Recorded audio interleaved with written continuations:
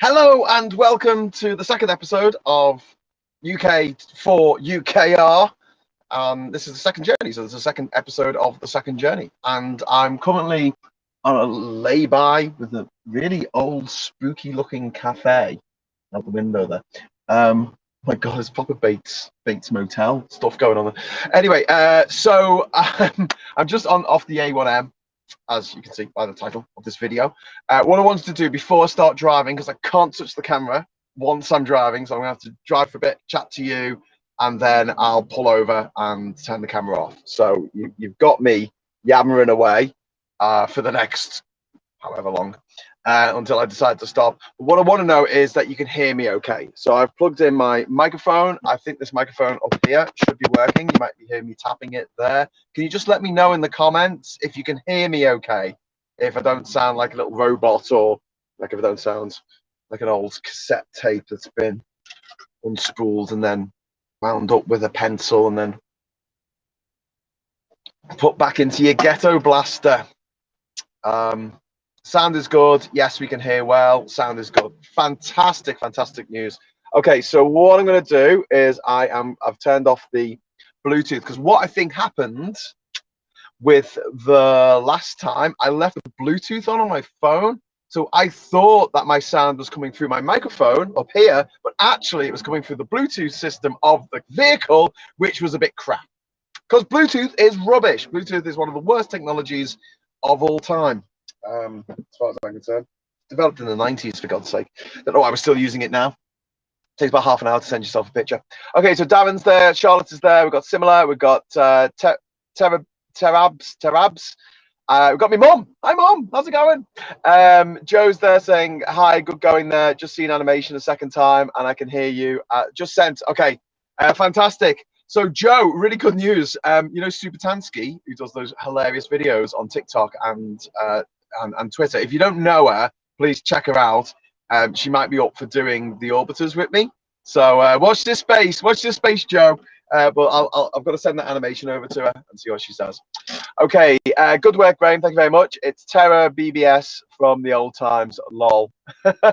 Brilliant. All right, thanks, Terra BBS. Right, I've started the engine. I cannot touch the phone now. Okay, anything that happens, I can move down a little bit. Actually, move that down. Okay, I've got another phone here. See this one? I don't have a SIM card for it, so it's running off that SIM card on the phone that I'm using there. It's got the map on it, and the GPS is shot to shit. So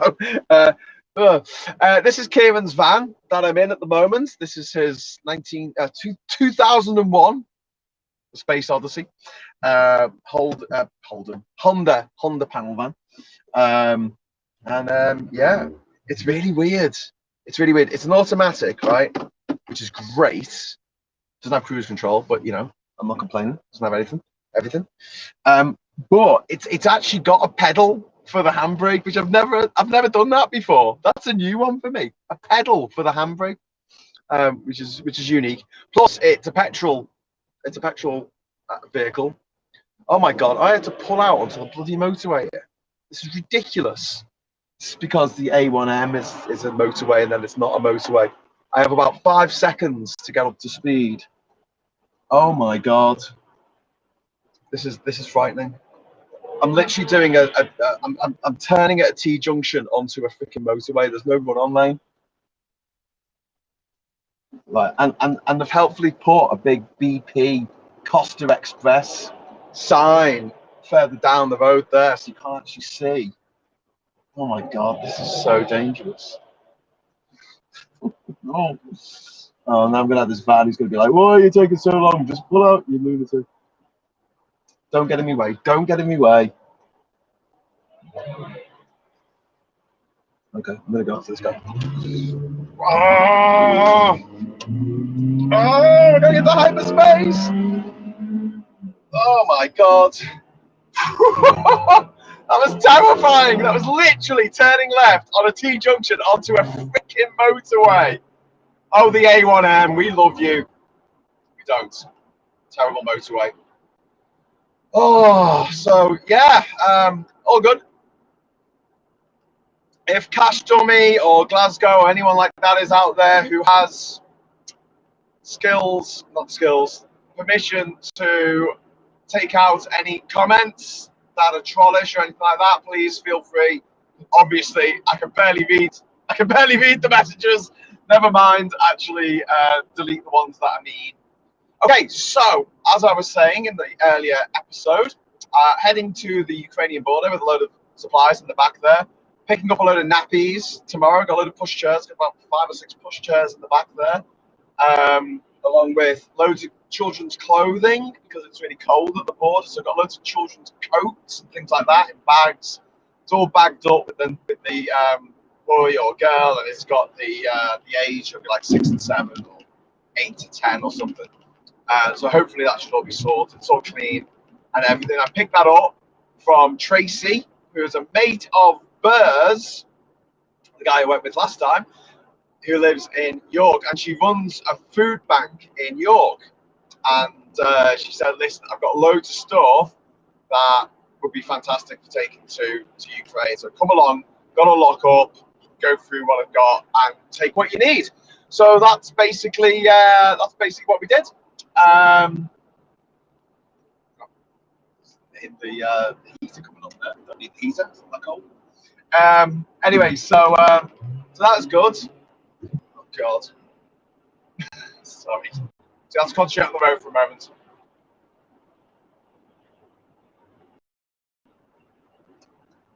Quite happy to not overtake anything, just sit in the inside lane the whole way.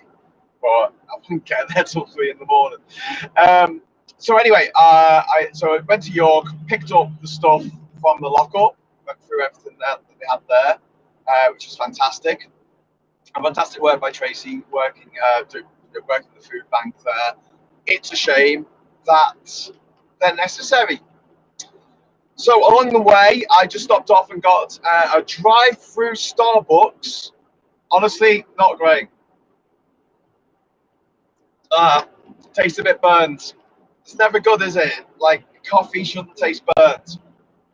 Burnt the beans, man. Burnt the beans. Not good.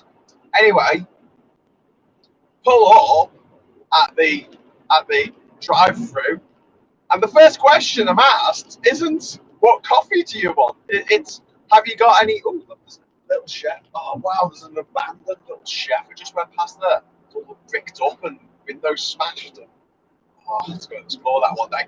Anyway, sorry, got distracted. Anyway, so the first question she asked was, "Have you got any allergies?"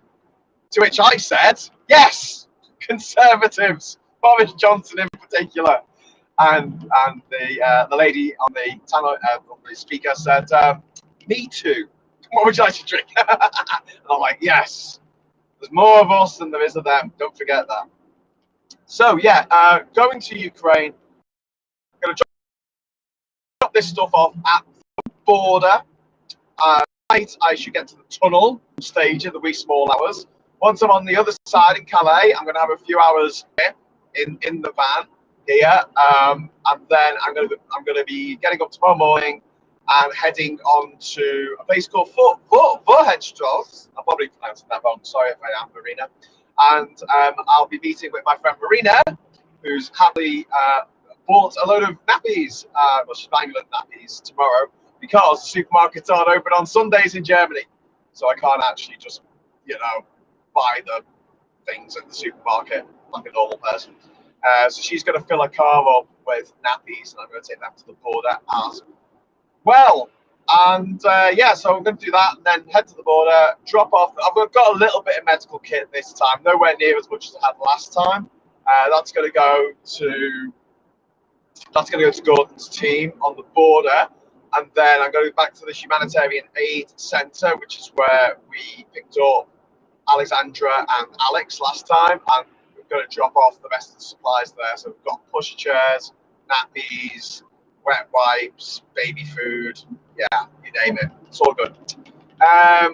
So yeah, Joe, I'm sorry, I can't read all that as a paragraph. Yeah, if you want me to be able to read what you're saying,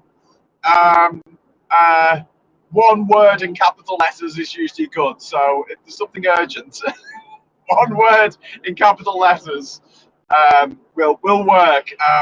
Sentences, difficult paragraphs are right out because obviously I'd have to look at my phone and I have to keep looking at the road. And I don't even have someone sitting next to me to say, "Look out!" I'm about to hit something. So yeah, I've got to be a little bit more on the ball than last time, I think, which is good. So then, dropping that stuff off at the Humanitarian Aid Centre. Now, the original plan was to then drive to Warsaw. This will be on Sunday night, and then spend the night in Warsaw. I'll probably just sleep in the van again. I don't care. I'm not proud.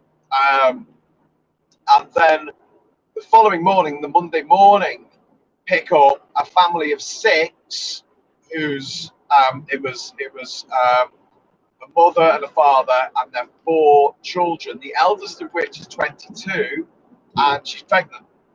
And her husband is in Ukraine now fighting, as all men between 18 and 60 have to. And so she was going to come to the UK. They've all got visas for the UK. Like golden tickets to Willy Wonka's Christmas chocolate factory carnival of death. But yeah, that's Britain for you, Brexit Britain. Yeah, they all have visas, and the worry was when we found out about this family that needed to come over to the UK. She couldn't fly because she was 8 months pregnant. The worry was that she might give birth before she gets here, and if she does, there's a chance that, well, there isn't a chance. If she does give birth before she gets here, she'll have to apply for another visa for the wee babby. Yep, that's right, ladies and gentlemen. She'll have to apply for a visa. It's a Ukrainian refugee fleeing war. Her whole family have got visas. They've got 6 visas to come and live here. They have people who they're going to stay with. They have family. They have friends. They have everything all set up. And the British government will say to them, sorry, you can't bring that newborn baby into the country. It might be a Russian spy. And if that doesn't boil your piss, really think you should check for a pulse. I think you should check for a pulse. I think you should check yourself for a pulse. Oh my God. Like, how can they get away with this? Anyway, just a quick note as well. If you'd like to chat to each other using the chat function, feel free. I see people are already atting people at the moment. If you just at someone else's name, it should come up in a different color on YouTube. Obviously, we're going out on Facebook here. We're going out on Twitter and Twitch. But YouTube is probably the best platform to be watching this for 2 reasons. One, you can chat to each other a lot easier because your message should be straight away by the other person. But also, you can give super chats. Now, any super chats that I get on these journeys will go towards these journeys. So you're safe with giving me super chats, knowing that they will either directly or indirectly help the people of Ukraine. And yes, it's a drop in the ocean. I know, but you know what? Tiny tears fill up an ocean, as the Tin 6 once sang. And also, there are loads of people who would like to do this but can't for various reasons. So I'm doing it on their behalf. People have said, right, Graham, go and do this thing, and I'll help you. I'll support you. I'll give you money. You don't have to give me money. A share would be good. A like would be good. A tweet about what I'm doing would be good. And also, I want to stress that this isn't just me. Obviously, I'm on my own on this journey, but I couldn't have done it without the assistance of Bear helping me get all this stuff and other stuff that he's helped me with. And also Kieran, whose van this is. This is Kieran's van. He has many vans. He's got Kieran the van man. The Euro van. He should be vans. He should be the vans man. Well, that makes it sound like he wears Vans trainers. Okay, anyway, so yeah, Monday morning, Warsaw. So I'm working with Paolo, who is part of the Aid Out Refugees Back group that I'm part of on Facebook, and he'll be sorting me out hopefully with another family. Oh, sorry, I didn't tell you the finish end of that story. Anyway, the young woman who is 8 months pregnant has gone into suspected labour today. So we don't know the full details yet. And she is a bit early, which is a bit of a worry, especially because of the trauma they've been through, you know, with the war and everything. So essentially, we've had to leave that for now, and we'll see what happens. We'll see what happens. Maybe I'll pick them up. If baby doesn't come, if baby does come, I don't know. I don't know what we're going to do. To be perfectly honest with you, I do have some baby seats to go in the back, which I was going to drop off at the border, but I have to use one. Anyway, so that's the situation where we're at now. If I can't take that family, there are other families waiting to come back to the UK, but wanting to come to the UK, I should say, but they haven't got the visas yet. So we're waiting on seeing if they get the visas. If they do get the visas, I can pick them up from Warsaw and bring them back to the UK.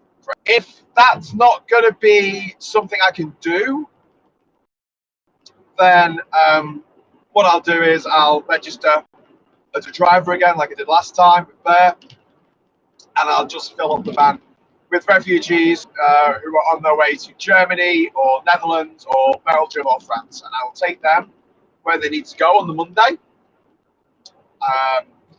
and probably arrive quite late, and then on the Tuesday I'll be bombing it back to the UK to walk. Hopefully I'll be able to get to Kieran's place at around, I don't know, sort of afternoonish time, and then I'll be dropping the van off with him. Then I'll be getting the train into central London, and then I'll be getting the train from London back to Durham, where I live, once I came, and should be getting in at 6 minutes past midnight on Tuesday night, or technically Wednesday morning. Whew. So that's what I'm doing. Duke is calling Esquire. I'm getting a thumbs up from Joey, which is nice. Graham, the transit go. Thank you very much. Transit? I can't really read that, but yeah, thank you. Anyway, so it's all good. It's all good. So that's the plan. And in the meantime, obviously, I'm going to be live streaming as much as I can. Don't know how much my gift gaff goodie bag's going to last, because I'm not just streaming. I'm also got a hotspot going on this phone here, so I've got a map, so I know where I'm going. But I'm pretty much on the A1M now for like 100 miles, so it's okay. It's okay. I don't think I'm going to get lost. Oh, I got a super chat, €50. Thank you so much. Thank you, Tiger Pie. I think that is. Thank you. I really appreciate it. Yes, super chat's coming in. Yay. Also, once this live cast ends, if you want to see some pictures and find out what we did on the last journey, if you head over to UK4UKR.com, all the blogs are up there for the days that we went away, and also there's a blog for today, which is basically says I'm going. I will be adding to that blog today when I get a chance. Maybe when I get to France, I will tell you what happened on the way. And also, one of the things that I've got to do is I've got a video camera, and I did actually video some stuff at the border last week or the week before when I was there. And it was only a week and a half ago. It was only a week and a half ago. In fact, it was 2 weeks today, I think, that I last went. Yeah, it was. Cause it was no, it was a Saturday. It was a Saturday, wasn't it? Yeah, it was a Saturday we went last time. And it was quite late in the day before we left, but we still managed to get to the tunnel, like, I don't know, 11 o'clock or something. I've got to aim to get there for midnight, maybe half midnight, the latest. Kieran spoke to him earlier, and he said, listen, if you're late getting to the tunnel, don't worry, everyone's late. They just put you on the next available slot. So hopefully that's what's going to happen. Yeah, basically. So tonight I will be just sleeping in the van. Hopefully no one will rob it. Not much to rob. I mean, like, there's a lot of stuff in the back, but it's not worth like loads and loads of money. But the next time we go, which will be arguably more exciting than this time, we're going to be traveling in a convoy, I think. So I should be able to use this again if this survives this trip and Kieran lets me use it again. And Bear will be coming with me next time, and he will be driving a 4x4. So the plan is we take the 4x4 to the border and we leave it with Gordon, our medic friend at the border. And he's going to be using that to get people out of Lviv. Because the Russians have blown up the roads going into Lviv. So essentially the buses that are going out there to pick people up, to pick up refugees, to take them out of the country. Don't forget, what's happened now, everyone from the east has been told to leave. Everyone's been evacuated from the east, places like Mariupol. The government said, get out, just get out of Mariupol. So people have left and they've all flooded into Kyiv, the capital, and Lviv. And there's too many people to fit in those cities at the moment. Plus, Kyiv obviously has a lot of rebuilding to do.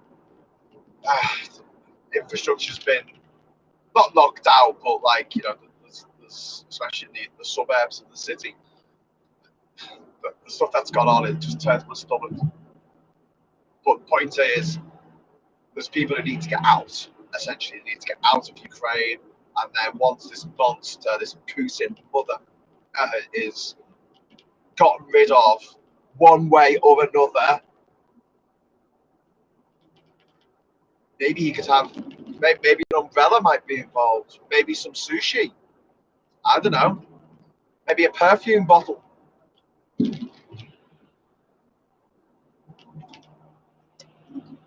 But once he's out of it, then the people I've met, the people I've spoken to from Ukraine, all they want to do is go back. They want to go back as soon as possible, as soon as they can. Start rebuilding their lives, rebuilding their country, which has been attacked for no reason other than wanting to be a sovereign state. So, since I've got your attention, and it looks like the people on here are people who know me quite well, I just want to say something just a little bit about the Stop the War Coalition. I think you all know who I'm going to talk about, but I'm just going to say you must not be named. The Stop the War Coalition thinks that we shouldn't be giving arms to the Ukrainians to fight the Russians. The Russians are committing ethnic cleansing. They are committing genocide. They are torturing and raping civilians. They are murdering civilians. They are taking people out, blindfolding them, getting them to go on their knees and shooting them in the back of the head and then leaving their corpse out on the street for weeks, okay? The time for diplomacy is over. But, you know, they think that all war is bad. I get that. All war is bad. I think that we can all agree on that. We don't even need to sing a song about it like Edmund started. The point is that Ukraine has its back up against the wall. It has been invaded by a hostile foreign power. And it is fighting to defend itself. It's fighting to defend its citizens from this crazed fascist dictator, Vladimir Putin, and his terrorist army of terrorists, scumbag terrorists.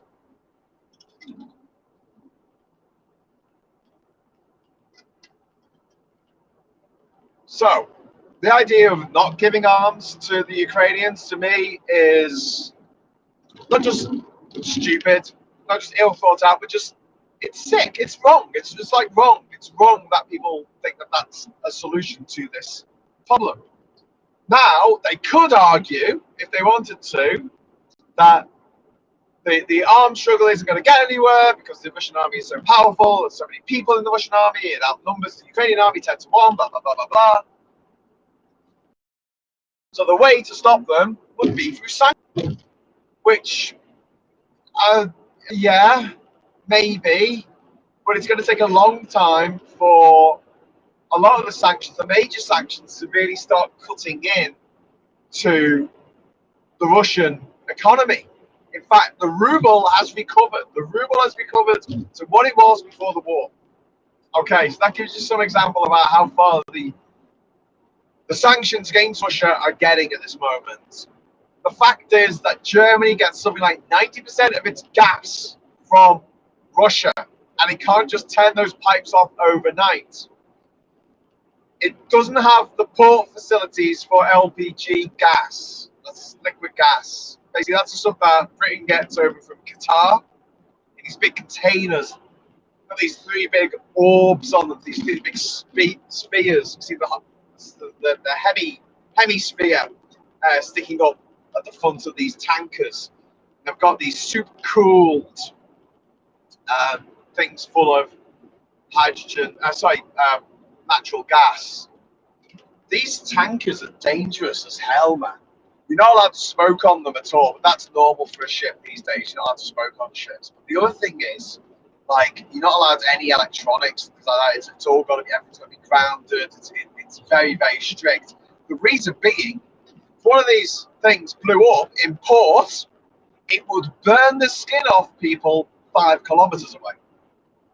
That's how much energy is being stored in these containers, in these ships, these tanker ships.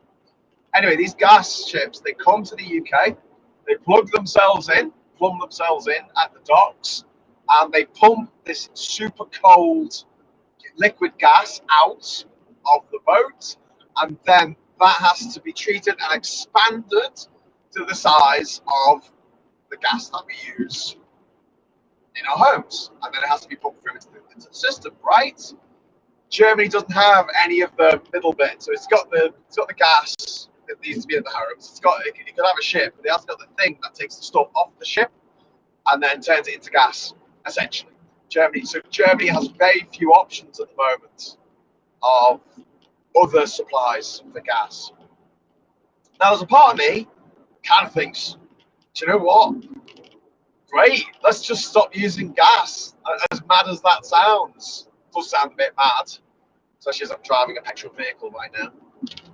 However, I mean, I'm sure that Germany's neighbours can help it out to some extent, but a national programme in Germany of basically cutting out gas as much as possible over the next 2 months or 3 months would have a huge effect on Russia.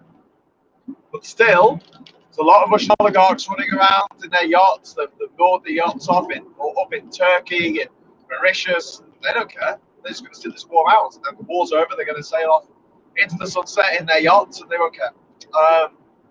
But some of the other knock-on effects from this war are going to be felt more by us and more by other countries, particularly developing nations, than it even might be for Russia. Okay, so let me explain. Huge problems when we talk about for Western countries, flying.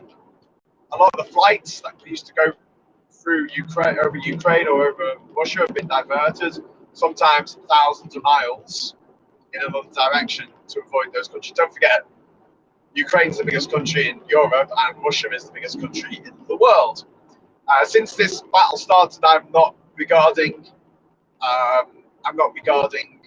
Russia as part of Europe anymore, because I don't think that they hold, well, the government doesn't hold European values. And as Europe is a man-made construct, and we just decided that the border of Europe was going to be in the Ural Sea, the Ural Mountains, I think that, we can decide that it's not. We can decide, well, do you know what? It's a cultural thing. Europe's really just a peninsula of Asia, and we can decide where that peninsula starts. Thank you very much.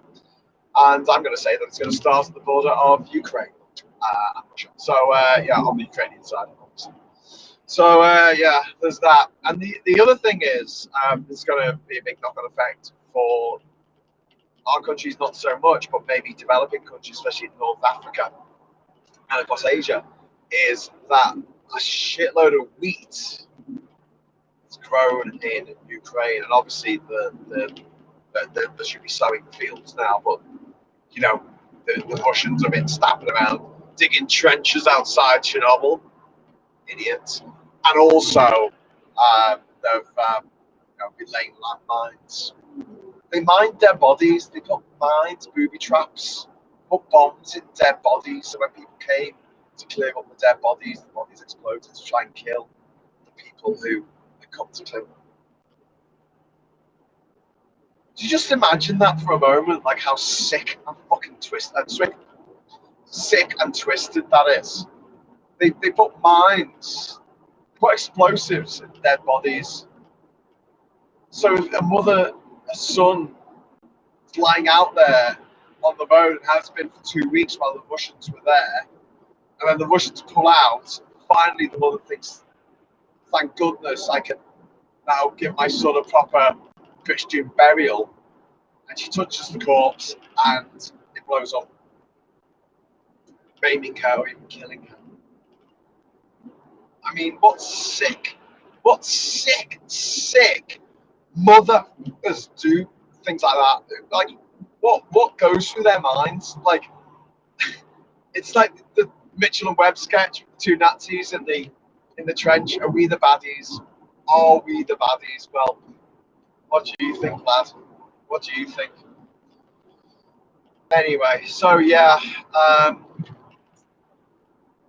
lot of the wheat that is grown in Ukraine goes to places in North Africa. I mean, it goes to places like Egypt, which really struggles to grow enough food for its population. The population of Egypt, God, stop ahead. It's about 100 million people live in Egypt. Cairo is Africa's biggest city.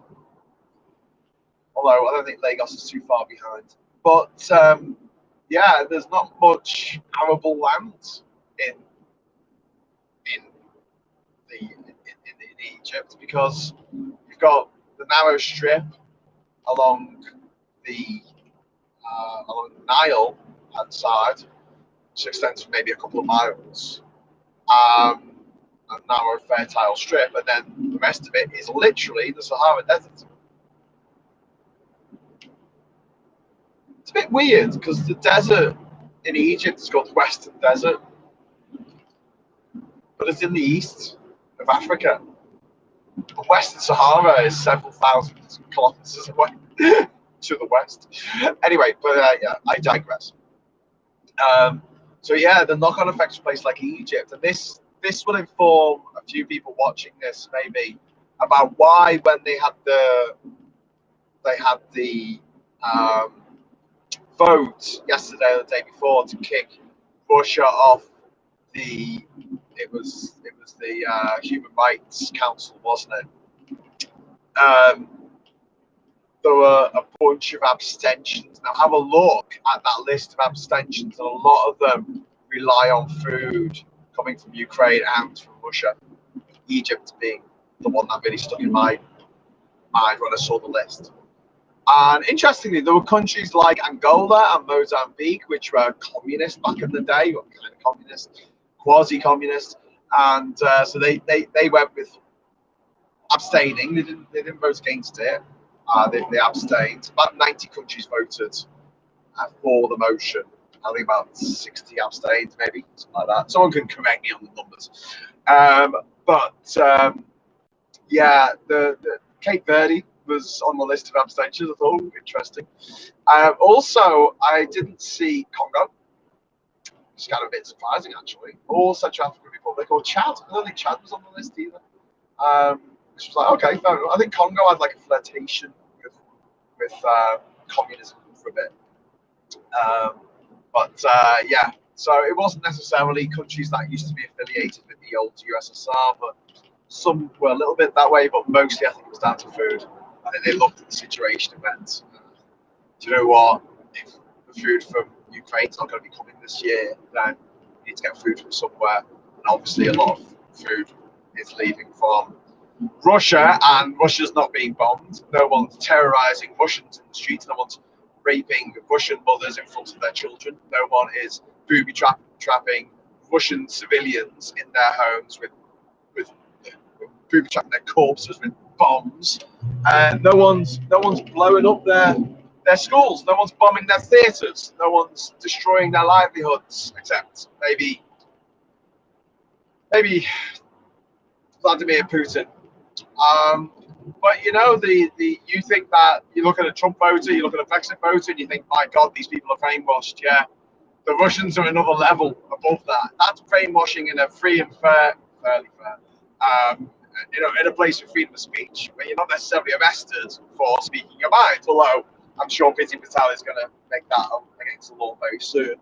But at the moment, we live in a kind of free society. Could be freer, used to be freer back in the day. Not getting nostalgic for the days when we were more free. But yeah, the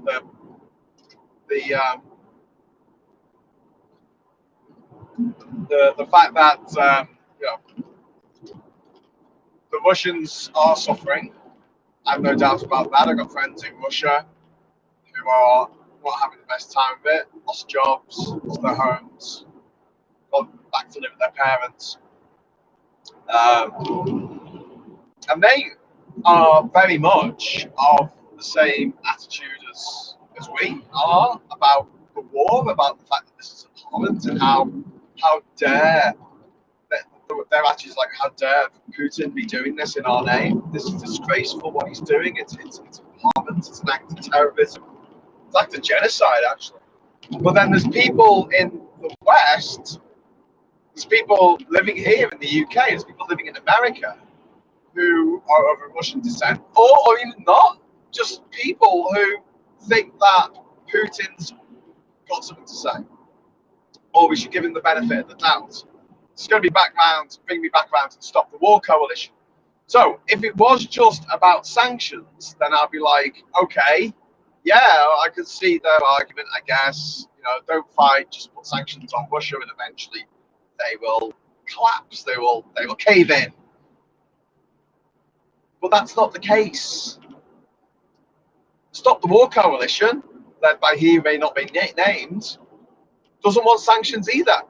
So they don't want the Ukrainians to fight back. They don't want us to supply weapons to the Ukrainians, and they don't want us to put sanctions on Russia. What do they want us to do? They want us to end the war by diplomatic means. To paraphrase Winston Churchill, you don't negotiate with a tiger when your head is in its mouth. Oh my God. Putin is a fascist. He is a genocidal maniac who is trying to ethnically cleanse Ukraine, another sovereign state, another independent country, not part of Russia. Used to be part of the USSR. It's not anymore. But I mean, just my outrage at this is just off the charts. I'm like, how are these people? How thick are they? I mean, how do they function? Seriously, thinking that that's a solution to this problem. We'll just sit down, have a chat, find out what Vladimir wants, and then we'll try and sort something out. He has invaded someone else's country. There's no two ways about this. What are you going to do? Give him half the country because he invaded? It's about rewarding violence, rewarding genocide, rewarding using rape as a weapon of war. Yeah, well done, everyone. Well done, humans. I mean, I don't know what goes through these people's heads. Not a lot, I think, maybe. I don't know. But yeah, we all know that war is hell and that it's not great. And all things being equal, all of the people in Ukraine would rather there not be a war right now. But there is, because some other country invaded theirs and started killing their civilians left, right, and centre. Thousands of them. Torturing civilians. So no, I'll say sanctions. Yeah, bring on the weapons, get them as much weapons as they need. Mate, if it was up to me, I would do more. I would. Fuck it. But, call his bluff. I've got nuclear weapons. I'm going to use my nuclear weapons. You're going to use your nuclear weapons, Vlad. Okay, look, if this was a single guy who'd never had children, living on his own somewhere, then, in the middle of nowhere, then maybe he might use nuclear weapons. But he knows that if he does, that's it. His children are dead. His children's children are dead. Everyone's dead. That's what's going to happen if they use nuclear weapons. It's going to wipe out pretty much all of humanity. Not necessarily through radiation, by the way, but through starvation. Because we're out of food to feed everyone who survives. So you don't want to survive, by the way, nuclear war. Because if you do, you'll just starve to death. Anyway, moving swiftly on. But yeah, he's not going to use them. He's not going to use them. People are going, oh, yeah, he's crazy enough to use them. Yeah, but he's got kids. End of. I mean, he must love someone. Even psychopaths love someone. They seek someone's attention or someone's favour. So no, I don't think he's going to do that. But you know, what's he going to do? Is he if Britain sent over a battalion to go retake Mariupol, or sent a warship round to blow up all his warships, what's he going to do? Start bombing London? Yeah, good luck with that, man. See, the thing is that NATO is a lot more powerful than Russia. It's a lot more, it's a lot better trained, a lot more disciplined. They've got more equipment. I think put together they've got more nukes. He should be scared of us, not the other way around. But it's kind of sad that this guy gets to get away with murder, literal murder, because he got to keep his nukes after the fall of the Berlin Wall and the breaking of the Soviet Union. And Ukraine didn't. Ukraine signed up in, I think, 1994, the Budapest Agreement, where they said, we will give up all our nuclear weapons, and in return, the US, NATO, and Russia will respect our borders. And definitely not invade Crimea and annex the us, because that would be a bit shit. Anyway, so that's the situation that we are in at the moment. It's not good. I said this on social media, but when we were coming back with Alex and Alexandra, Alexandra showed me some footage on her phone. I don't know if she had filmed it herself or one of her friends had, but it was from Kherson, the city where she came from, and it's really close to the Crimea Peninsula, and therefore it was one of the first places taken by the Russians back in February, and it's been under Russian occupation ever since. And it's so close to Crimea, it's easy for the Russians to get reinforcements there, so it's not like it doesn't look like it's going to get itself out from the yoke of the Russians anytime soon. And she showed me footage on her phone, and a trigger warning. This is not great. So if you don't want to hear this, please turn off for a minute. You know the footage that was seen from Bucha, outside Kyiv, and there's bodies strewn on the floor. The footage I saw wasn't single bodies like that; it was piles of bodies. It was bodies piled on top of each other, and it was horrific. It was absolutely horrific. And so, mark my words, Bucha is just the beginning. What is out there and what's yet to be discovered is like just so much worse than already what we've seen. And the war crimes and the atrocities being committed by these Russian terrorists it's off the charts. These are war crimes being committed against women and children. And men, obviously, but you know, it's pretty grim. And yeah, kill Putin. Someone just kill that mother. Someone just take him out, please. I've said a few times now, we need to get an escrow going. We need to get Elon Musk or someone to start it, get it all legal and everything. And basically, it's a fund, it's a website set up, it's people put money into the fund, it directly appears on the website, and that pot of money goes to whoever takes Putin out or their immediate family if they, die as a consequence of trying to take Putin out. And yeah, and if no one does it, then everyone gets their money back. That's it. Honestly, there will be $1 billion in it within a week. I swear to you. And if that doesn't turn the eyes of a cleaner or a driver or a chef working for that scumbag Putin, working for that fascist dictator, genocidal maniac murderer Putin, then who's not turned by the idea of $1 billion in their back pocket. All they need is a little bit of polonium, a little bit of Novichok. Let him get a little bit of a taste of his own medicine. Sick little. Sorry, I'm going off on one here because I'm just so angry and upset that this has been allowed to happen.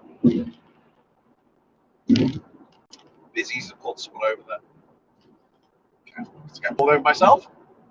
It has led to a big traffic queue. I'll show you, but obviously I'm not allowed to touch my camera. So.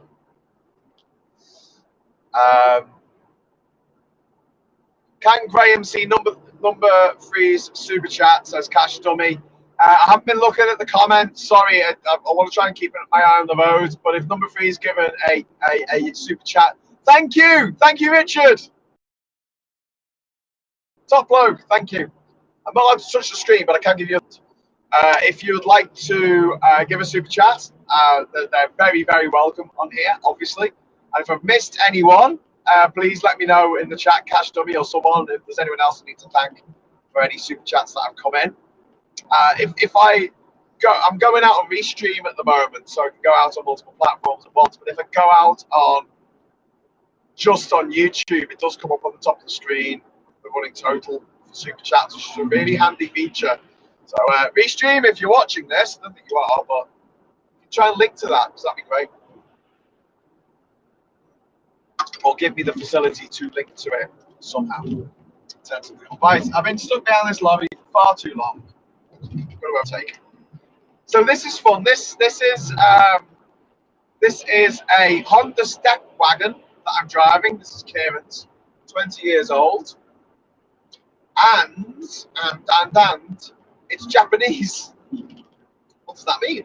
Well, it's actually a Japanese car. It's bought over here. It wasn't bought from a dealership. Therefore, there's a few little quirks. Would you like to know what the quirks are? First of all, the indicator stick is on the wrong side. So it should be on this side of the steering wheel. It is on this side of the steering wheel. So every time I need to change lanes, I turn the window wipers on. Every time I need to turn the window wipers on, I indicate that I'm going to change lanes. Also, the speedo is in kilometers, which is helpful and will be helpful when I'm in continental Europe, but not so great in Britain when I'm going through an average speed zone, and I've got to think, what's 50 miles an hour in kilometers? So I know it's about, what is it, 6/10 or something. So yeah, I'll just about work it out. But yeah, helpfully though, I do have my Google map down here, and it does give me kind of an average speed. So I know that I'm going at 60 miles an hour at the moment. Hey, listen, I'm trundling along. I'm not here to break any speed records. I'm pretty sure that I'm going to be in a traffic jam for a very, very long time once I get anywhere near the M20. So we'll see.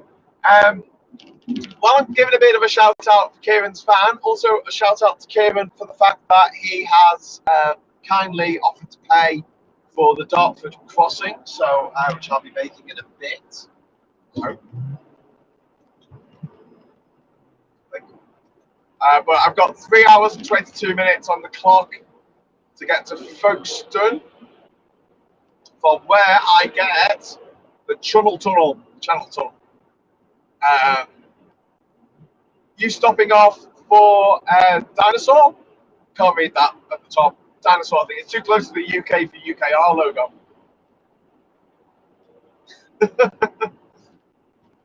I said to Catherine before I left, I said, when you watched the live stream, did you like all the things that I'd done with the heart and with the Ukrainian flag on it and the stand up for Ukraine and all that? And she was like, oh, I didn't notice. Oh, thanks a bunch. But yeah, I put some effort into it. Although this is the standard background for Restream, I didn't design it myself. But it's cool.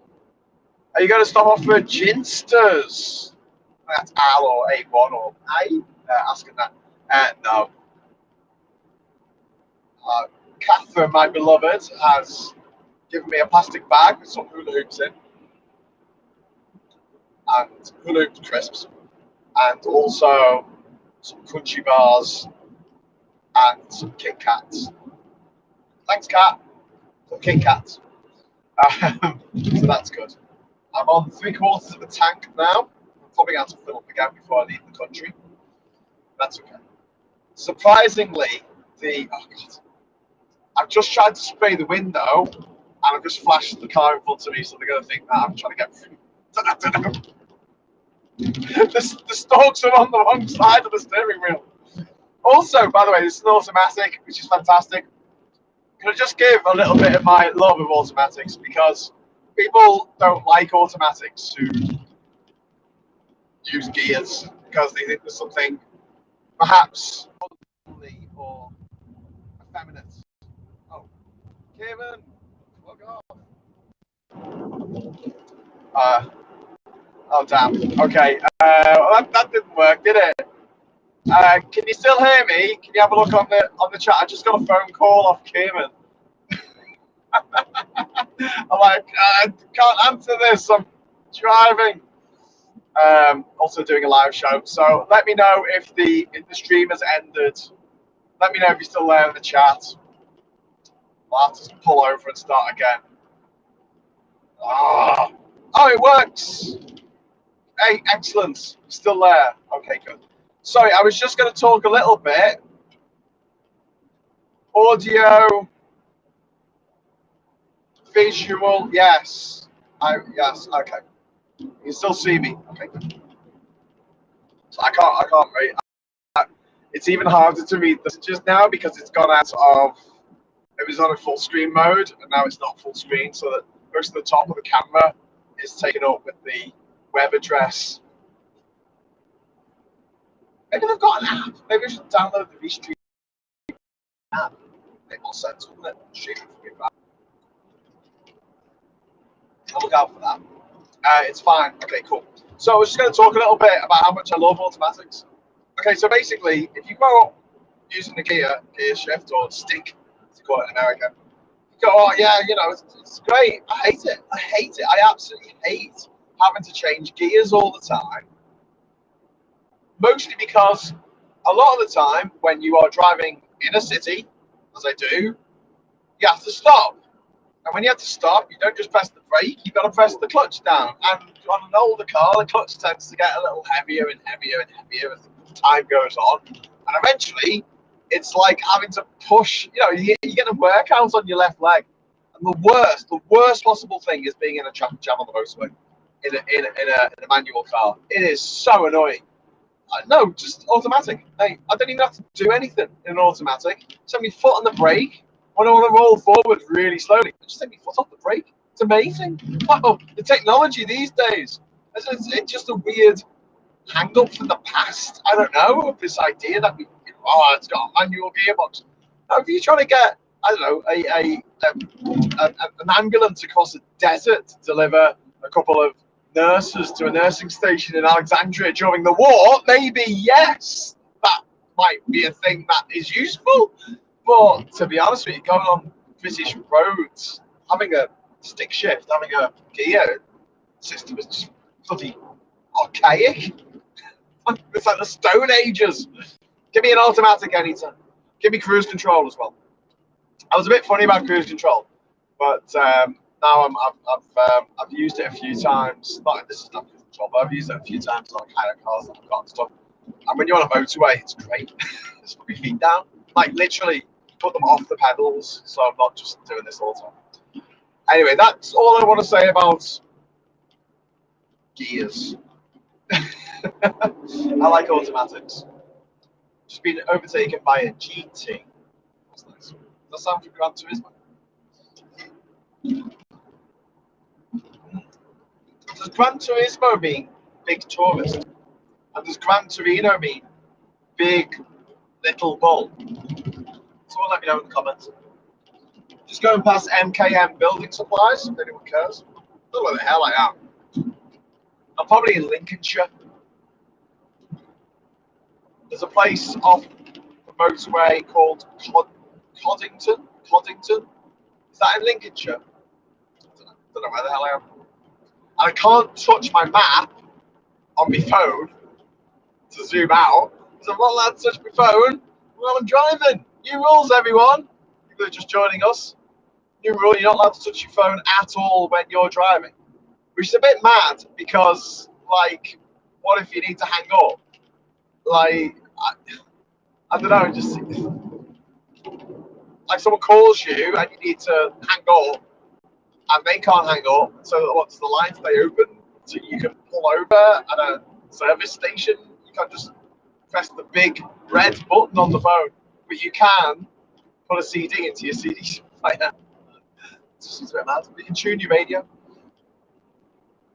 Oh my god, I'm being overtaken by a bus. That's never a good sign, is it?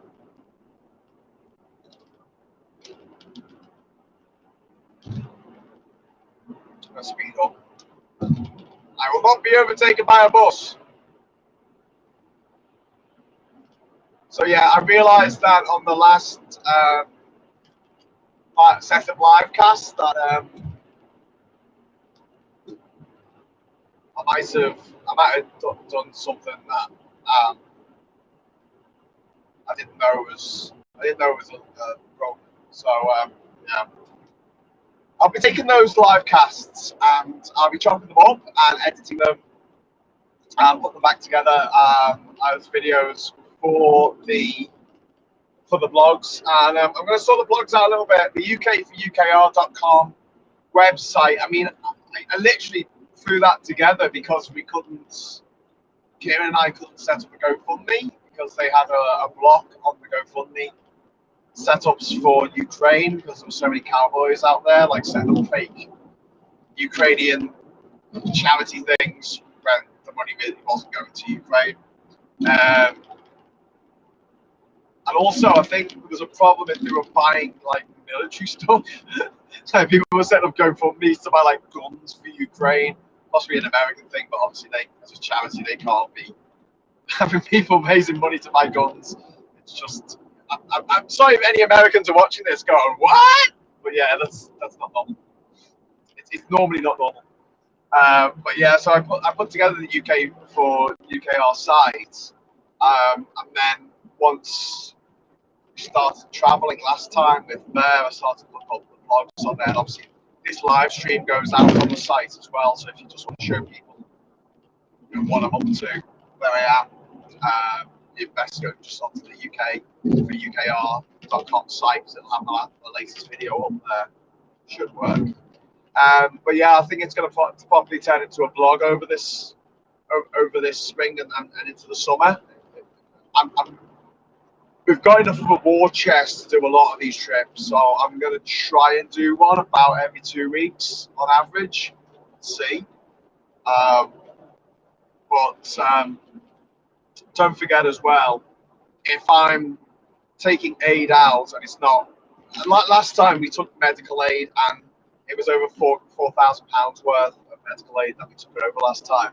This time we've got a few things, but not much. We've got some oxygen. We've got some pads for the defibrillator that we took last time, which are child pads. So they'll work. You can't use adult defibrillator pads on children under the age of 8. It's dangerous. So basically, taking some pads to go with that and some other medical bits and bobs, but mostly this stuff is pushchairs, nappies, sanitary towels, wet wipes, all sorts of children's clothes, children's clothing, children's coats, things like that. Hi, David. Hiya. Oh, David joined us. Oh, I know. We just got into Lincolnshire. Okay, we just crossed the boundary into Lincolnshire. It's 10 miles to Grantham, 32 miles to I don't know. Grantham is where Margaret Thatcher was from. So we're entering Thatcher County now. We're deepest, darkest Thatcher County. And isn't it really bad? Isn't it really bad that like people are starting to look back on the Thatcher years with fondness? Because she was a monster.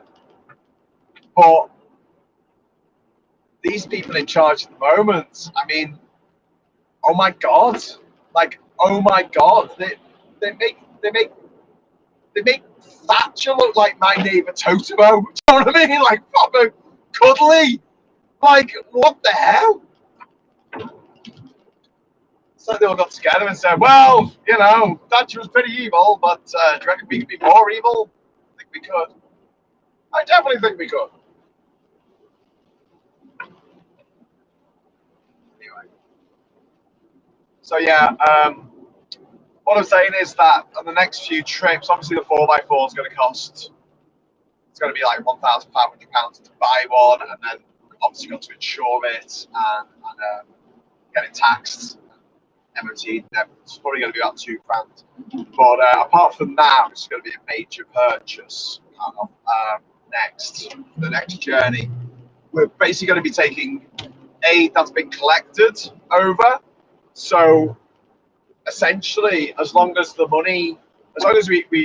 take about £2,000, if that, maybe £1,000, in super chats and donations each trip that we do, that will cover the transportation. And you know what I'm like? Like, I don't like spending money at the best of times.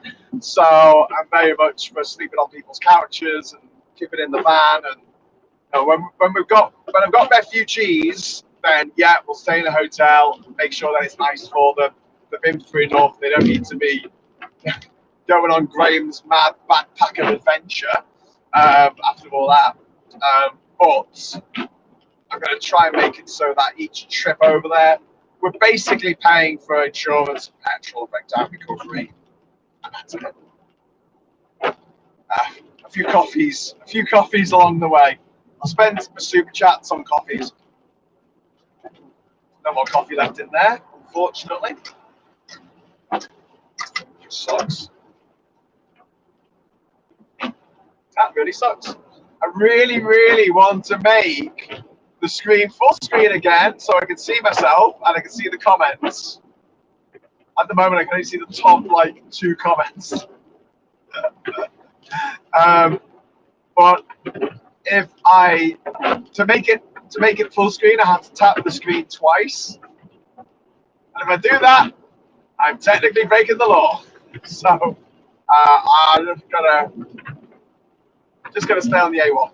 Actually, I'm actually on the A1 at the moment. I'm not on the A1M. It's confusing. I just turned the bloody indicator on when I meant to change the window wiper. Essentially, I'm on the A road at the moment, so I can pull over. Just pull over to the grass there, which is a bit weird. So there's a lay-by to park up. Oh, there's one coming up. Oh, there's a couple of cars in it already. What are they doing? Parking. 1, 2, 3. Oh, just tried to turn that window. Oh. Anyway, this is so difficult. I was going to say, with this being Japanese, not only does it have this weird thing where the sticks are on the other side. I'm stopped. I'm in park. The handbrake's on. The handbrake is actually a pedal. You know, the clutch normally is. There's a handbrake and it's a pedal. So I'm stopped. Engine stopped, and there we go. And now I've double clicked on it. There we go. Back on the road now. That was way less dangerous than just touching it, because now I've just got to get back onto the motorway. The guy in front of me's got his hazards on, so I guess he's not going to move. Oh man, this is going to be fun. I'm going to leave it till there's a big gap.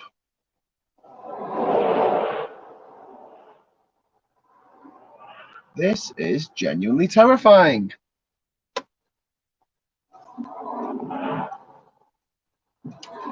Okay, let's go.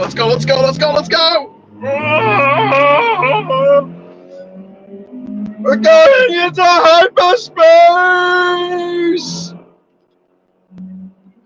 Sorry, Kieran. I've banged your engine. There you go, 0 to 70 in, what was that, 3 seconds? good old step wagon. Yes, so the handbrake is actually a pedal. Just you push it in to turn the handbrake on, and then you press it and then release it, and it comes. I know, when I stop after a long segment of not stopping, I think, oh bloody hell, I better press down the clutch. I'm so used to pressing the clutch and the brake at the same time. I'm so used to driving stick shift. Oh! Anyway, so thank you for bearing with me there while I pulled over to touch my camera, to touch my phone. I hope you've all felt touched.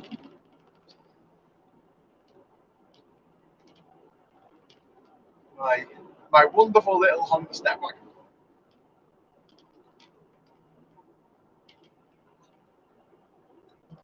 Can we afford to what? Accelerate these days? Can you afford to accelerate?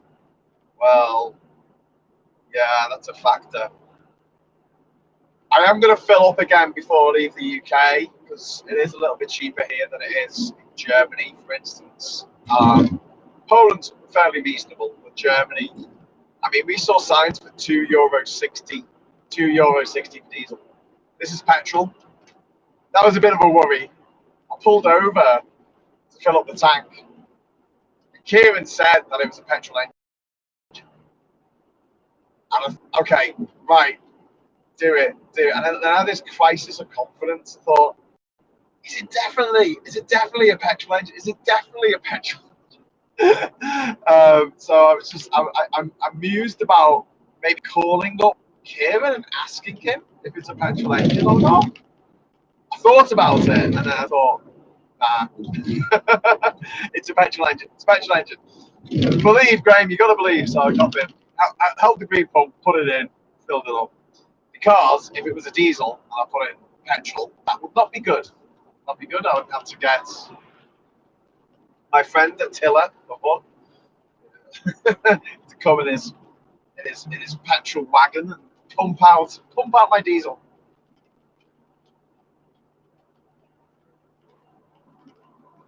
Now, interestingly, when you do put the wrong fuel in your tank, you can leave 10% of normal fuel in there. You don't have to get rid of all of the gasoline. Sound like an American. You don't have to get rid of all the petrol. If you accidentally put petrol in your diesel, don't start the engine. Number one rule: do not start the engine. Also, if you have started the engine, good luck with that. If you haven't started the engine, then great, get it drained, but you don't have to drain it all because at least 10% of your gasoline can be diesel. So still work fine. In fact, I think the fuel that I put in here is 10% ethanol, so it's like E10 or something. It's fine. It still burns. Love an electric car though. Imagine doing this in an electric car. Brilliant. Drive itself. Just watch some movies on Netflix. Okay, so then, oh god, maybe trouble ahead. We're heading towards storm clouds.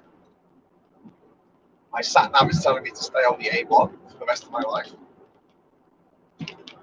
Got another 5 miles before it becomes the A1. The instruction is stay on A1. Which is all good.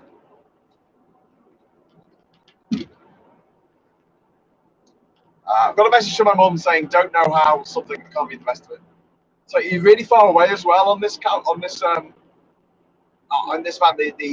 The windscreen is quite a distance. So obviously, my phone is on a sucky thing. It's attached to the windscreen, and yeah, it's not easy. It's not easy being green. Yeah, the A1M is a good motorway to be on for when you can't touch your phone, because there's lots of places to stop. On a normal motorway, it's like you have to get off the services or actually go off the junction and drive for half an hour before you can actually pull over.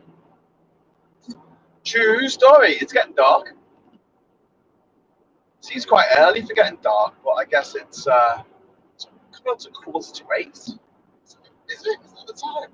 Look at that. Scheduled to get to the Channel Tunnel for 10 to 11. Should give me plenty of time. My train's not till 1:20. We'll see. Oh, got another 3 hours and 4 minutes of travel. So essentially, when I drive from Liverpool to Durham, or vice versa, that's usually 3 hours. I try not to take the M62 because I hate it. It's one of those smart motorways where they change the speed you're allowed to go every 5 seconds, which is incredibly frustrating, especially when you're trying to pay attention. I know that last week when I was coming back on the trip on the Tuesday night, very wee hours of Wednesday morning, they had temporary roadworks, night closures, and the signs were all over the shop. You got no sign telling you what speed you were supposed to be doing for ages. And then there'll be a gantry and it would say 40 on it, but the light of the gantry was so bright and it was in an area of the motorway that didn't have overhead lighting, so it was dazzlingly bright in the darkness. You couldn't actually see that the number was 40 until you were quite close to the gantry, and there was a speed trap right under that gantry. So I was just like, that is so dangerous, that's insane. I wasn't doing 70, I was doing 60. I was just trundling along like I am now. I wasn't going particularly fast. But I set off the speed trap because I just couldn't slow down fast enough without someone behind me like slamming into the back of me or something. I just want to slam up the brakes. And yeah, it's just like, really? That's what you're doing now? You literally put up a sign that's really bright that you can't see until you're really close to it that says 40. And then suddenly we're going to flash you if you're not going at 40 as soon as you go under that sign. That's pretty much what happened. So if I do get some points on my license, I'm going to contest it first, as he'll back me up on it, because it was quite ridiculous. Usually it will be like 60, then down to 50, then down to 40, especially when you're driving at 70, national speed limit. But this was just boom, 40, bang, and then that's it. You get a ticket, you get a nice fine for a couple £100, and points on your bloody license. So that was a big rip. So I'm still waiting. I'm still waiting for the terrible news from my from parent to say, Graham, there's a letter that's arrived for you from the DVLA. You're in trouble. It's just really frustrating. Been driving for 25 years. I'm knackered. No, been driving for 25 years, and I've never had a speeding ticket in the UK. Never had a speeding ticket. Not once. I've never even been pulled over for speeding and got away with it. Not once. Maybe in other countries, once in Morocco. It was a brand new motorway. I mean, I was the only car on it, and like I didn't know what the speed limit was because they hadn't bothered putting signs up. Guy just said slow down, so okay. That was easy. But yeah, and then once in New Zealand when I was overtaking someone, and it was one of those where it was traffic coming towards you, which is a single carriageway, and so I wanted to overtake as quickly as I could, and it was one of them where, as I'm overtaking, I see a car that's coming towards me that I'm trying to overtake before it's anywhere near me. I see that it's a cop car. I thought, oh bloody hell!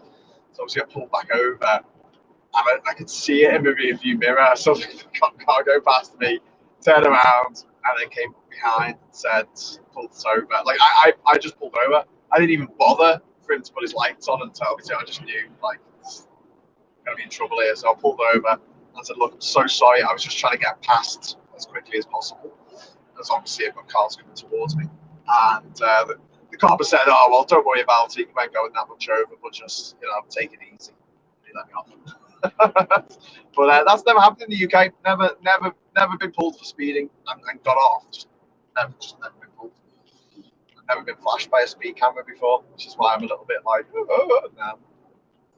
no good turn goes unpunished. It's all Putin's fault. So another problem I'm going to have in this van is that the light doesn't work up here. So as it gets darker, I'm going to have to knock the live stream on its head, and I've got to find a way of lighting my face up so you can see me. I've got to do it in a way that allows me to still see the road,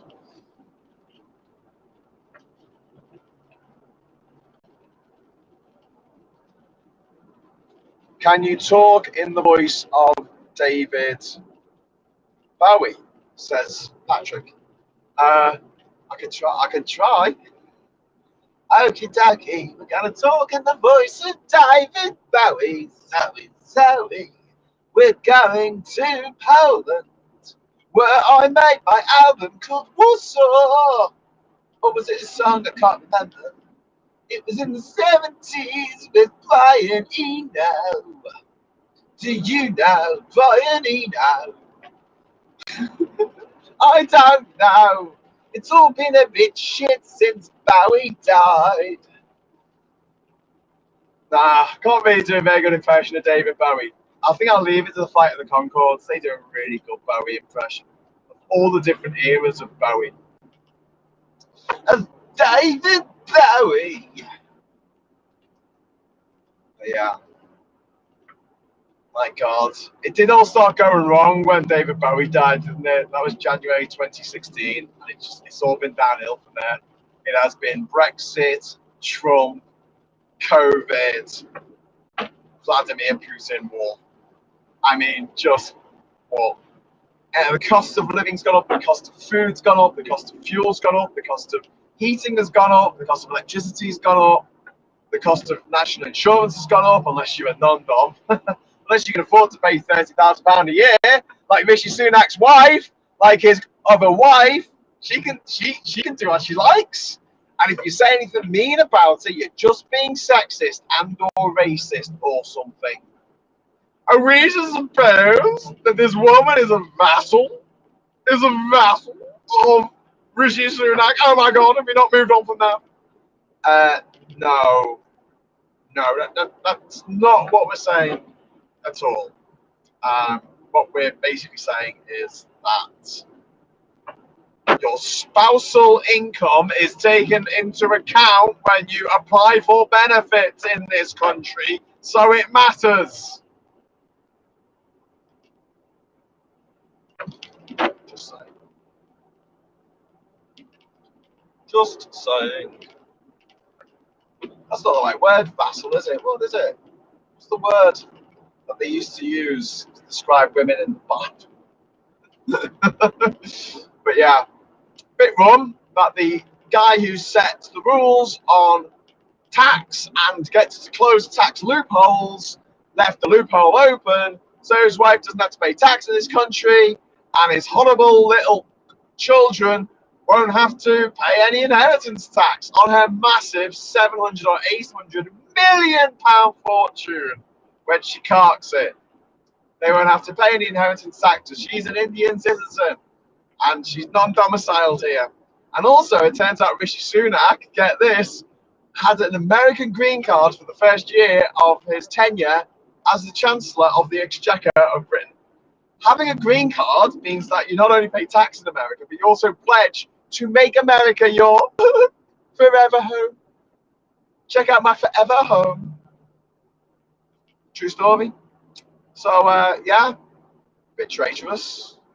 What can I say? Oh, Busy's pulled someone else over.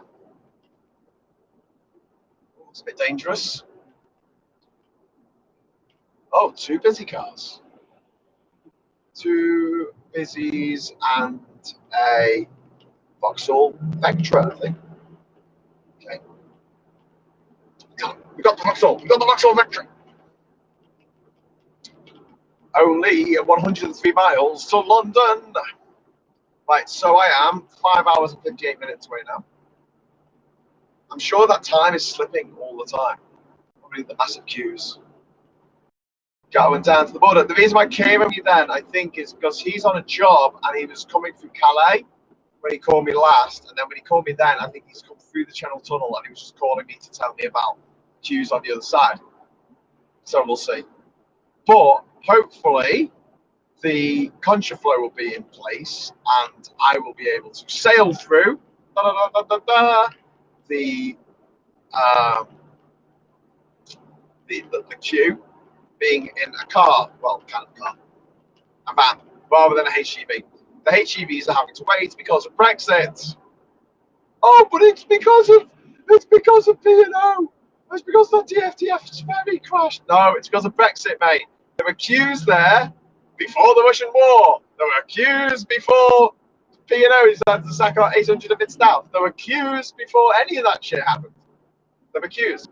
And when Kieran and I did our run over to Luxembourg in January, the guy at the border, okay, this is someone who works on the border, literally said out of his mouth, out of his face hole, he said to us, "It's gonna be bedlam at Easter."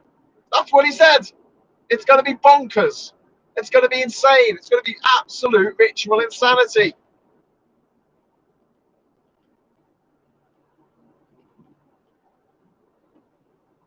The Wicker Man.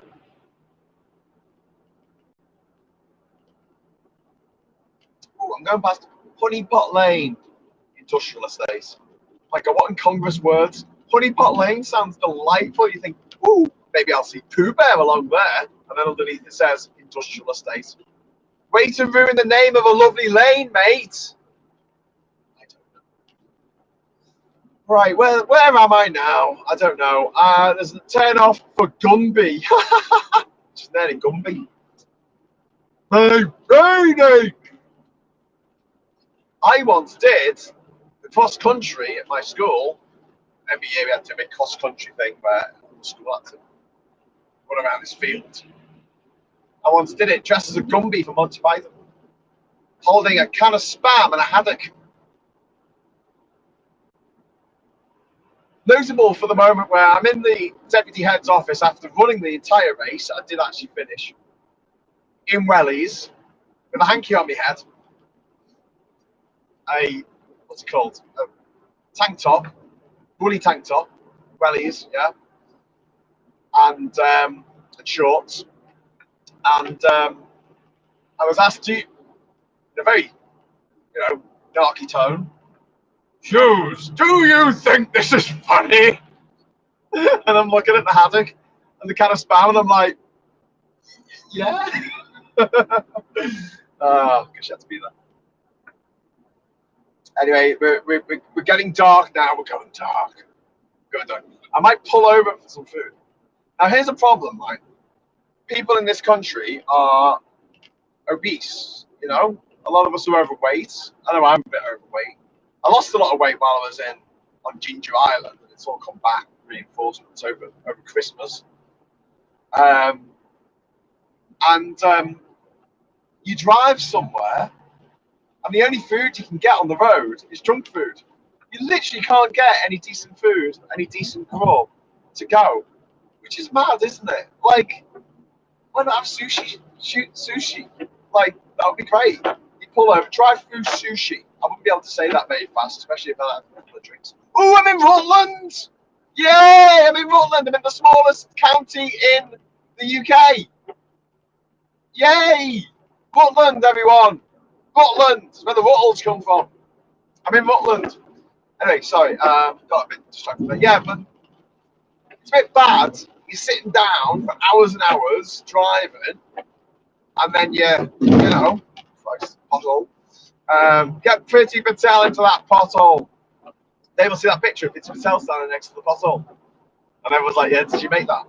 So stop jumping on the road, Pretty. Anyway, yeah, so we want people to be healthier. Give us a healthy alternative. Let's have a sushi place, drive-through sushi place. That sounds perfect to me, because obviously once you make the sushi, I mean, it's raw fish anyway. Must last a few hours. Then again, if you're going to go that far, you may as well have a drive-through kebab place. It wouldn't be very healthy, but that'd be really cool. Especially if it was Avdol's kebabs. I need to tell you about this kebab that I had. Now, I am a little bit of a kebab connoisseur. I like to regard myself as a kebab connoisseur. I know more about kebabs, possibly, than I do about what coffee or cheese. Things that people know a lot of things about. Don't know much about them, but I know a lot about kebabs. Well, no, maybe not a lot about them, but I know I've had a lot of them in different countries. And I've traveled to every country in the Middle East. I can tell you, for instance, that the second best kebabs in the world are in Lebanon. The best kebabs in the world, for my money, are in Armenia. They do absolutely fantastic kebabs. The third best, probably Greece. Probably Greece. Gyros. They don't call it kebabs, they call it gyros. Gyros, whatever. Anyway, there's a place in Durham that says they do kebabs. So I went in and went, can I get a kebab? And they went, yeah. Now, I was a bit sus at the fact that I didn't see them cutting the meat off the stick. You're supposed to. Okay, whatever. That's happened before, you know, they were pot, taking the kebab meat out. But they all did it, you know, it was all done without me being able to see what they were doing. And they went, do you want chips? And I went, in the kebab. So yeah, but he had a really strong Pitmatic accent, a Geordie accent. Couldn't really understand what he was saying, so I just went, yeah. And it was like £7 or something, £7 or £8 for a freaking kebab. That's a bit much. Anyway, so get the kebab. It comes in a big container. So I think, well, you know, I'll keep off a bit tomorrow and I'll have it for lunch tomorrow. Or breakfast if I'm feeling fruity. And anyway, so I get this kebab and it's given to me in a plastic bag, and it's also in a polythene container, which is great for the environment. There you go. And I walk to the centre of Durham and sit down on one of the benches there and open up my kebab to eat. And my kebab is literally a naan bread, quite a small naan bread, kebab meat, yeah, kebab meat, just kebab meat, and very, very dry, horrible chips.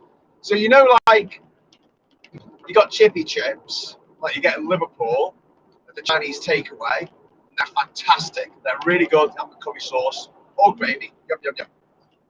And then you've got the chips that you get at the kebab place. And the chips at the kebab place are never any good. Chips at the kebab place have always been crap in comparison. They're just too dry. They're not great. Anyway, so it was literally a build yourself kebab. They hadn't put everything together. There was no salad and there was no sauce.